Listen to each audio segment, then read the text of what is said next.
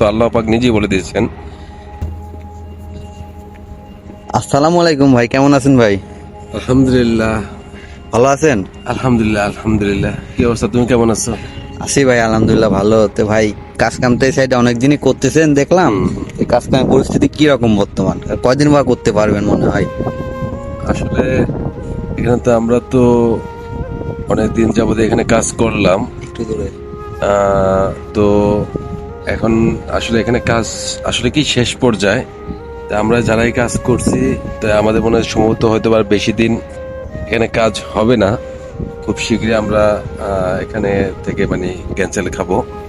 তো হয়তো বা যারা কোম্পানি আছে, আমরা তো আসলে সাপ্লায়ার, মানে কোম্পানি যারা আছে এরা হয়তো বা কিছুদিন কাজ করতে পারবে, বাট আমাদের মনে হয় সম্ভবত হয়তো বা আর আগামী মাস পর্যন্ত আমরা করতে পারবো না, এই মাসেই শেষ হয়তো বা এরকম আর কি। তাতে বর্তমান পরিস্থিতি কি রকম? কাজ কাম এটা হারাইলে পরে কি বর্তমান কাজ কাম মিলবে বা কি মনে হয়? আসলে কি ভাইয়া, রিজিকের মালিক হচ্ছে আল্লাহ। আল্লাহ যেখানে যখন যে অবস্থায় রিজিক লিখে রাখছে, তো ওখানে রিজিক হবে। তো আমাদের একটু চেষ্টা করতে হবে আর কি।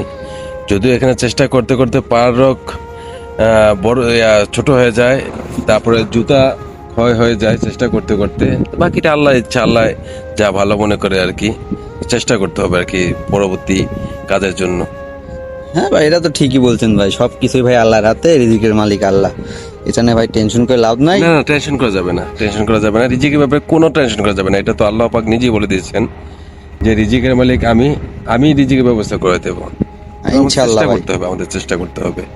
ইনশাল্লাহ ভাই, দোয়া রইলো ভাই। অবশ্যই অবশ্যই ভাই, আপনার জন্য দোয়া থাকবে ইনশাল্লাহ। সবাই সবার জন্য দোয়া করব, এটাই। আচ্ছা ভাই, তাহলে ভালো থাকবেন ভাই। হ্যাঁ ইনশাল্লাহ ভাই, আপনি ভালো থাকেন। হ্যাঁ, আল্লাহ হাফেজ। ইনশাল্লাহ।